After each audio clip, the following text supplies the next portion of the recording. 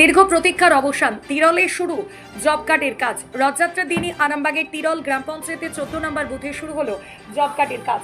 দীর্ঘ কয়েক বছর পর এই কাজ ফের চালু হয়, স্বস্তি ফিরেছে এলাকার জব কার্ডধারীদের মুখে। এদিন কাজের সূচনায় উপস্থিত ছিলেন আরামবাগ বিধানসভা 3 নম্বর গ্রামীণ মণ্ডলের সভাপতি লক্ষ্মীকান্ত পণ্ডিত, তিরল অঞ্চলের কনভেনার দেবীপ্রসাদ দে সহ এলাকার একাধিক নেতা ও কর্মী। শুধু উপস্থিত থাকাই নয়, শ্রমিকদের সঙ্গে হাত মিলিয়ে কাজেও অংশ নেন তারা।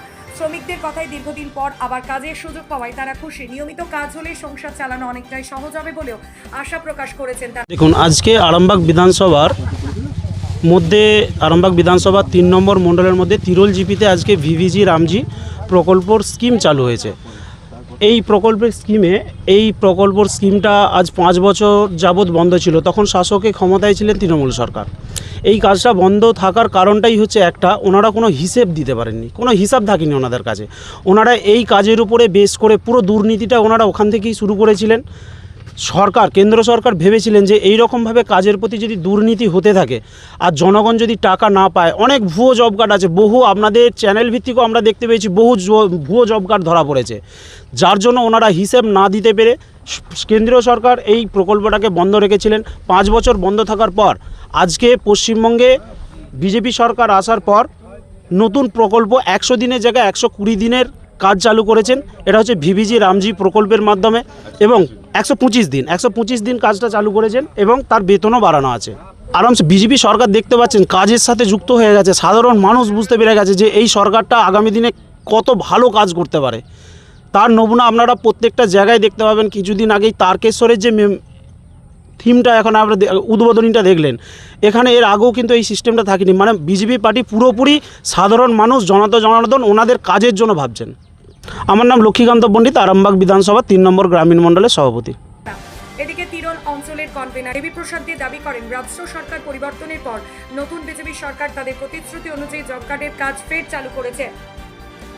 স্থানীয় সূত্রে জানা গিয়েছে সরকারি নিয়ম মেনেই কাজ চলছে। শ্রমিকদের সুবিধার জন্য কর্মস্থলে অস্থায়ী তাঁবু, বিশুদ্ধ পানীয় জল সহ প্রয়োজনীয় ব্যবস্থাও রাখা হয়েছে। দেখুন, এই যে ভিভিজি রামজি যে প্রকল্প 125 দিনের যে কাজ আমাদের সরকার বলেছিল দেবো, তো আমাদের সরকার সেই বদ্ধপরিকর পালনের জন্য আজকে আমাদের এই তিরল গ্রাম পঞ্চায়েতে আজকে আমরা প্রথম সেই কাজের শুভ উদ্বোধন করলাম। মানুষের পাশে সরকার সব সময় বদ্ধপরিকর আছে। যা প্রতিশ্রুতি আমার সরকার দিয়েছিল প্রতিটা ক্ষেত্রে আপনারা দেখবেন সেই প্রতিশ্রুতি কিন্তু সরকার আমাদের পালন করে চলেছে।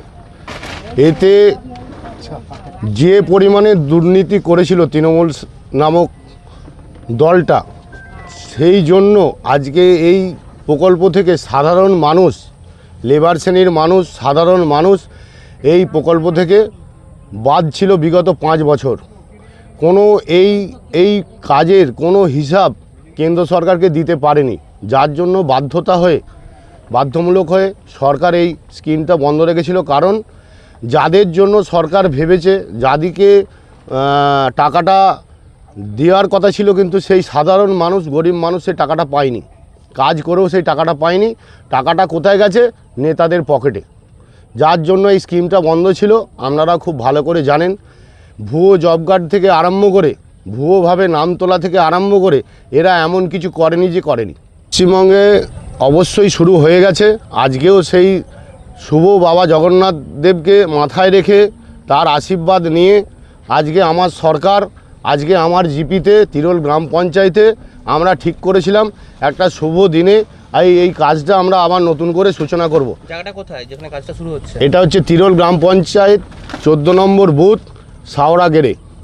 আপনার পরিচয়? আমার পরিচয় হচ্ছে ভারতীয় জনতা পার্টি 3 নম্বর গ্রামীণ মণ্ডলের আমি তিরল অঞ্চলের অঞ্চল কনভেনার দেবীপ্রসাদ দে।